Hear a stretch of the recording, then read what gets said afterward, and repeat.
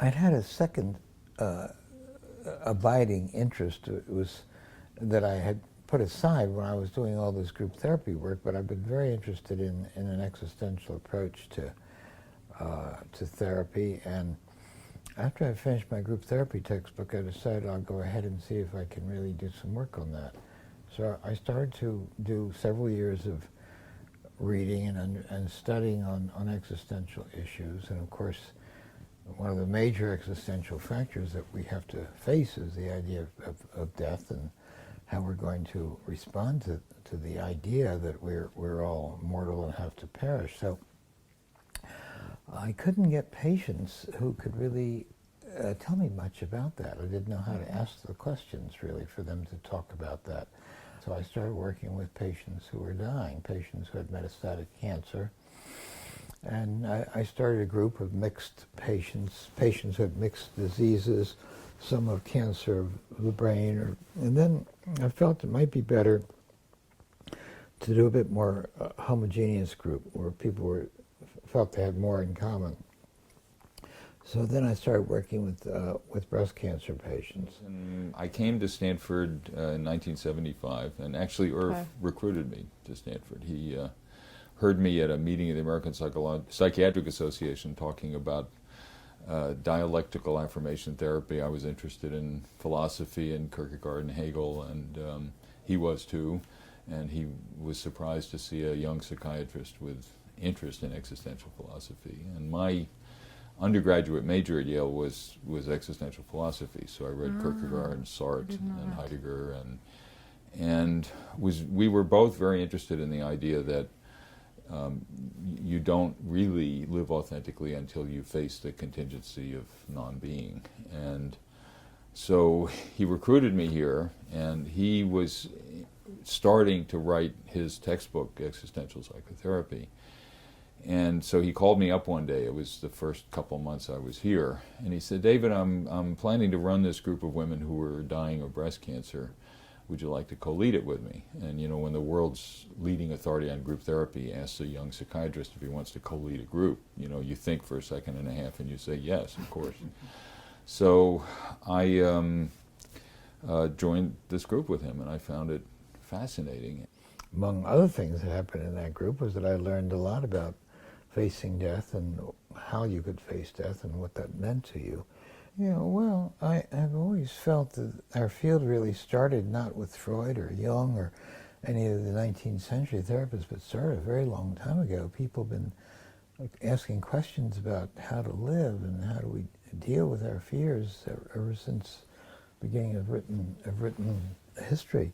So I'd like to go back to the Greeks and to Plato and Epicurus, and this is really where our field began. And so I've just gone through and selected a handful of philosophers who are Laban's philosophy, who worked with the philosophy of how to live, and I've just chosen, Sartre,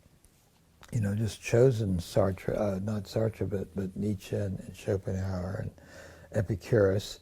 But there are plenty of others that I could have worked with. I could have done some work with Camus and Sartre and maybe even Husserl, but and certainly a lot more work with Plato and so it's been, you know, life is short, and I can only work with these few because it takes me a few years to write a book and to do all that research. I'm not trained as a philosopher.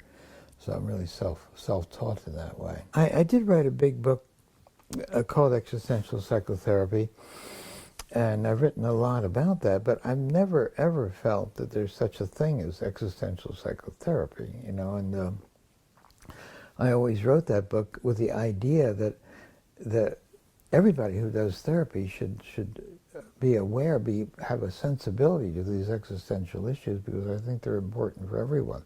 I never thought of it being as just a freestanding therapy. So that's how we started, and we initially just wanted to prove that it could be a period of growth, not a period of decline. And Irv was a wonderful mentor and friend, and just a superb group therapist. You know, there are a lot of people that write about these things but can't do them, and he's somebody who does both extremely well.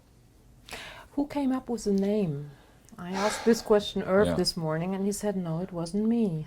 Yeah, no, actually, it was me, and because we thought that the two most, important elements, we had these 7 themes that we developed, and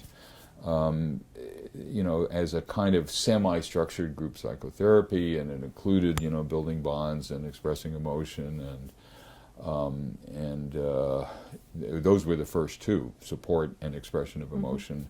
And then detoxifying dying, and reordering life priorities, communicating better with families and friends, communicating better with physicians, and then learning symptom control like self-hypnosis for pain and anxiety. So we found that those 7 themes served very well throughout many decades of doing this. But in a way, I thought the first 2, the support and the emotional expression, were the key elements to running the groups, and to a lot of the therapeutic benefit that these women really gave as well as received help and felt better about themselves because they could give it.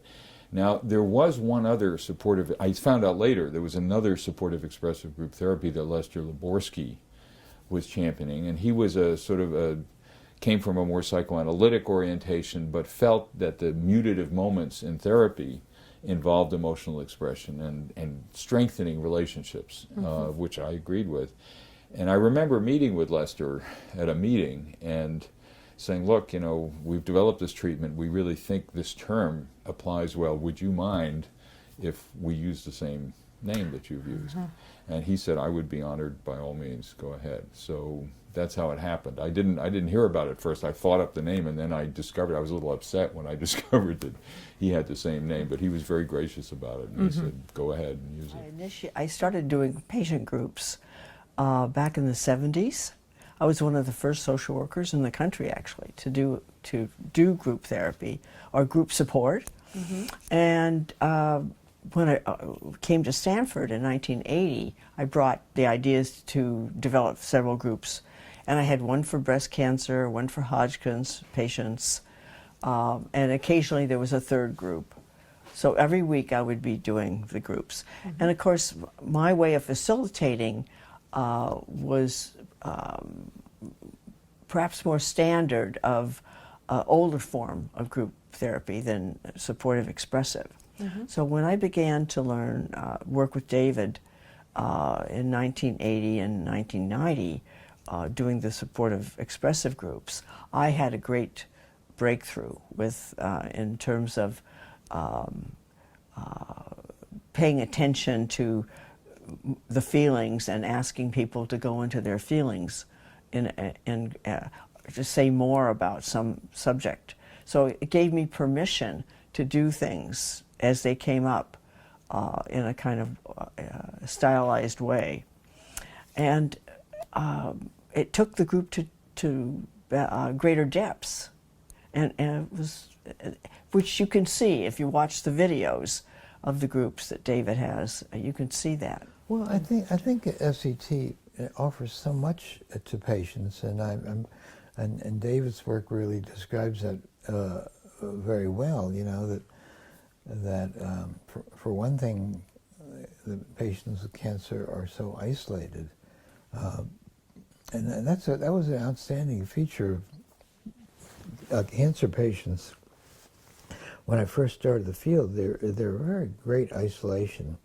On the one hand, they didn't want to talk about their cancer to their family because of really bringing down everyone else and making them depressed as well. And on the other hand, people didn't know how to talk to them. Do you talk about the disease or do you avoid it? And so people began, and they felt isolated from 2 directions. They isolated themselves, other people isolated them. And I think that's one of the things the group really breaks down. And so I feel the group is very useful in that way. And people are talking about the issues that are really important to them, where they can't talk about to anyone else. And also people feeling like they're at the end of their life, or they're dying, they don't have much to offer. They can offer a great deal to others, and they can offer guidance to others. They help others, help share with other people what they're feeling, and they don't feel so much alone, and they feel like they get something out of their own altruism of being useful to others. So it gives their life meaning, really right into the end of their life, because they can model things or teach things to other people. I have very high regard for the efficacy of SET. It's helped thousands of patients now, and it helps patients not feel, as I mentioned, not feel so alone. Allows them to be able to be helpful to one another. Allows them to imbue the very last part of their life with a sense of meaning, a sense of being purposeful, a sense of being helpful to others, and they have a lot to teach about life at this point. And I think we should let them teach us. That will be the last sentence. Okay. That's very All right, good. good. So thank you very much. You're welcome.